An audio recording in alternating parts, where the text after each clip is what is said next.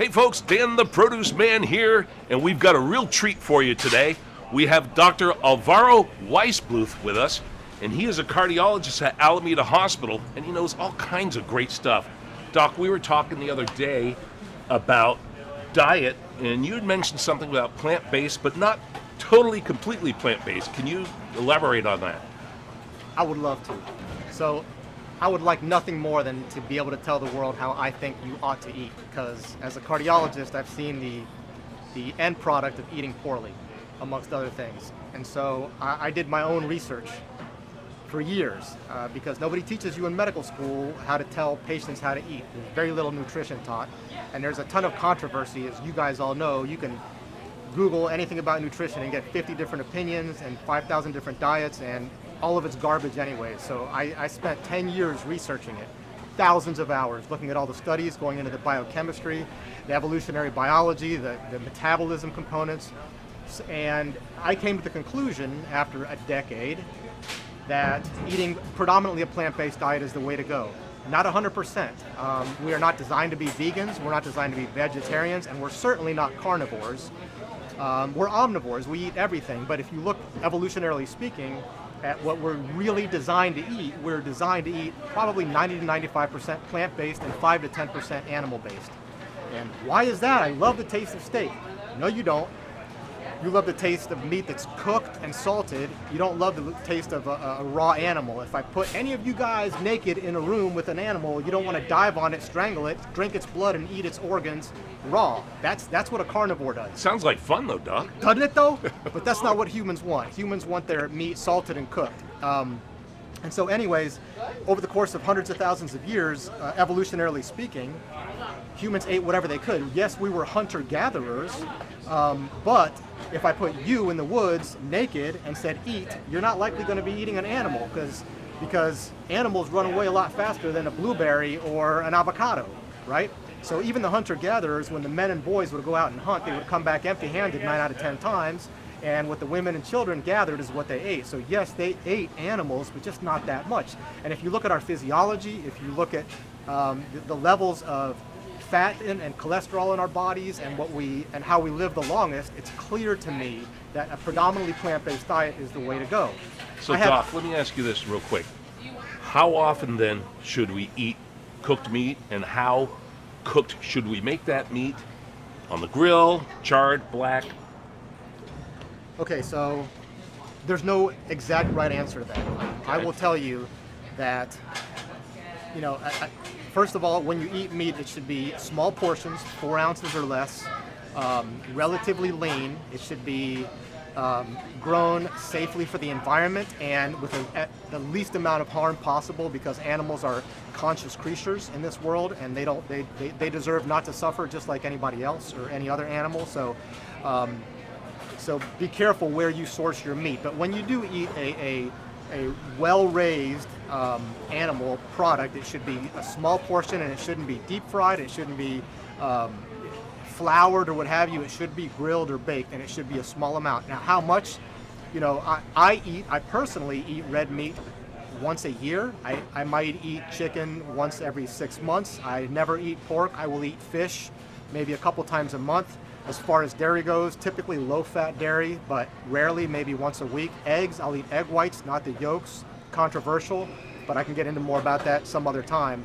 But in general, minimize your animal food intake. What you should be doing in your mind is, when you're eating animal-based food, and there's 6 animal-based foods, by the way: beef, pork, poultry, fish, dairy, eggs. That's it. When you're eating any animal-based food, you should be notching that in your head. Okay, I'm eating an animal-based food. So that and notice it, because 90+% of your calorie intake should be plant-based. It's not as easy as eating animals. It's not as easy to prepare vegetables and fruits necessarily. They don't always taste as great as a Big Mac. I understand that. Nevertheless, if you want to tip the scales in your favor as far as avoiding chronic disease, premature death, diabetes, heart attack, stroke, you don't ever want to find yourself on me or one of my colleagues' tables, then you should be eating predominantly plant-based and cooking them, and cooking what you're cooking in a healthy fashion as well, avoiding the crappy oils and what have you. A lot more to say about all of that, but so as far as oils are concerned, a lot of folks, like you mentioned earlier, they like to salt down their foods, their meats.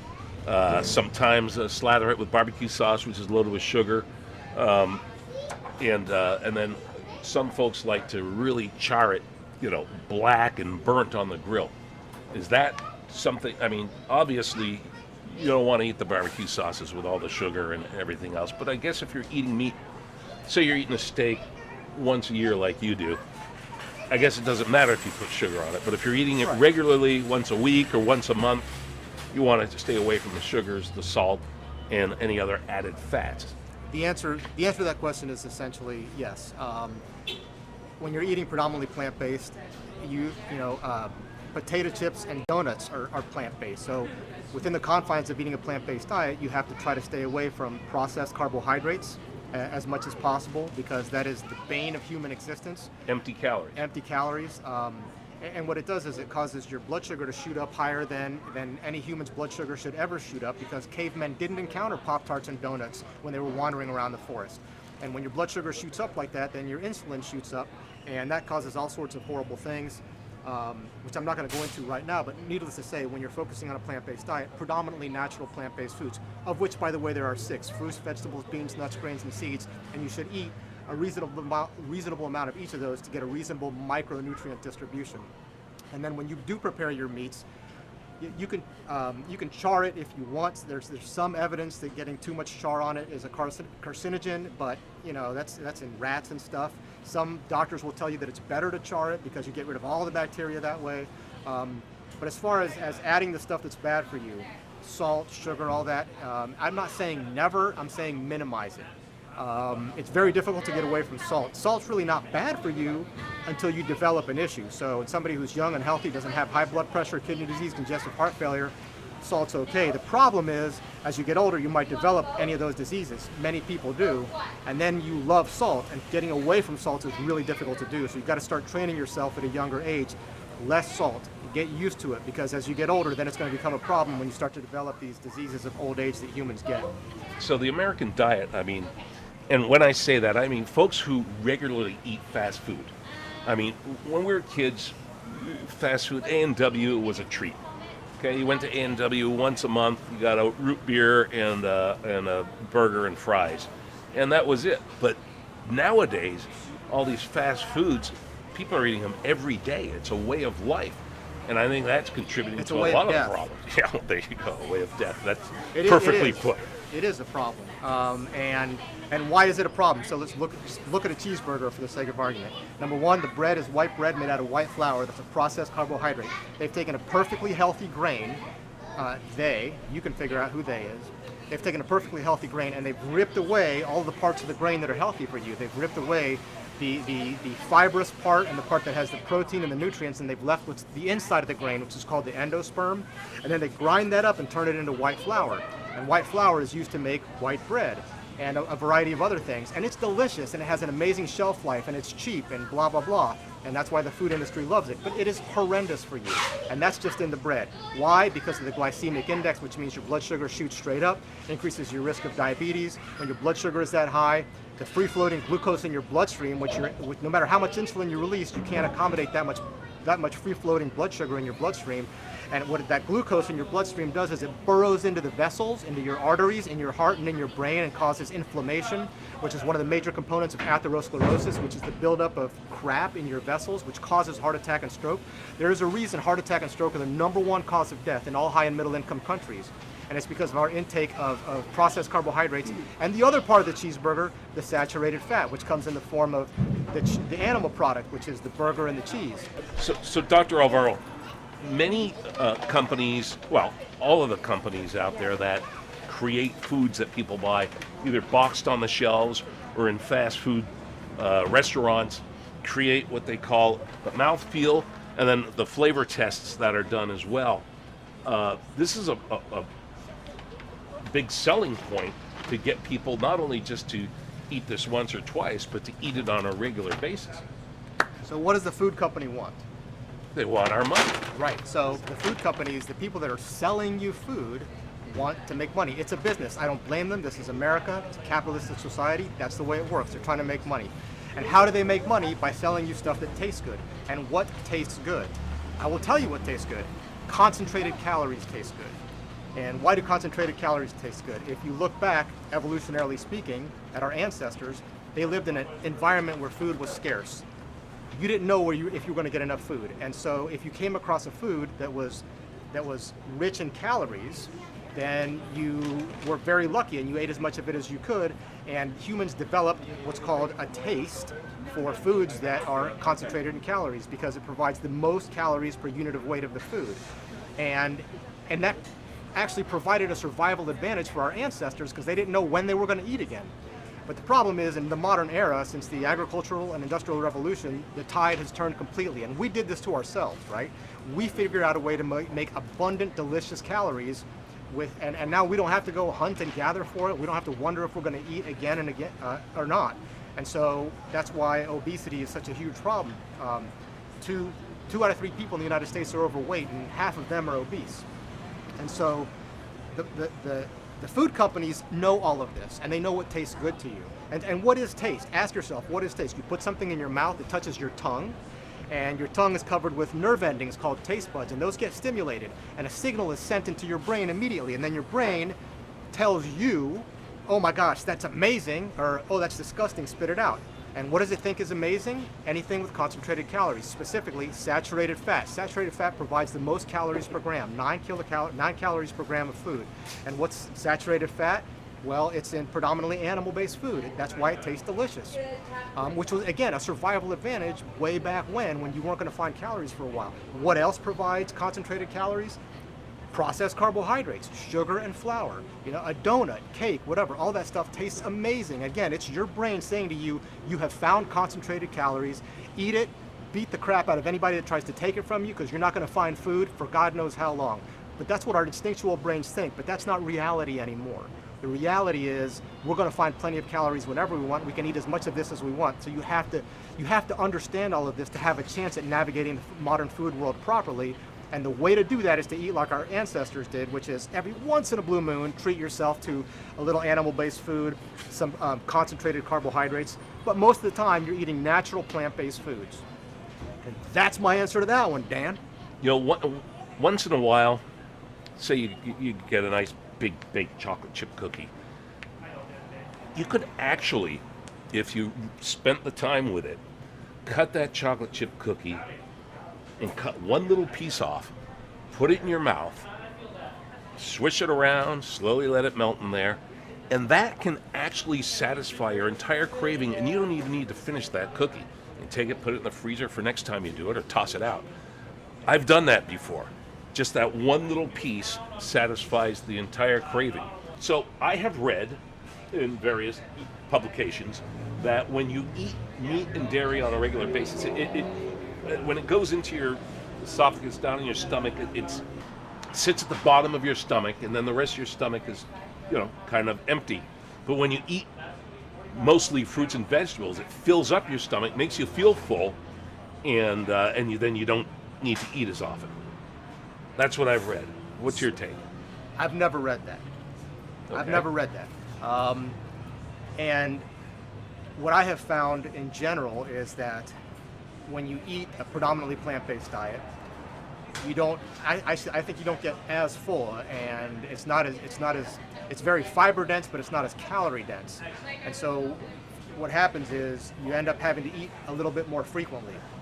Personally, I have to eat almost every 3 or 4 hours, but I don't eat a ton. I eat a plant-based meal. Typically, if you eat an animal-based meal, the thinking is that with all the saturated fat and the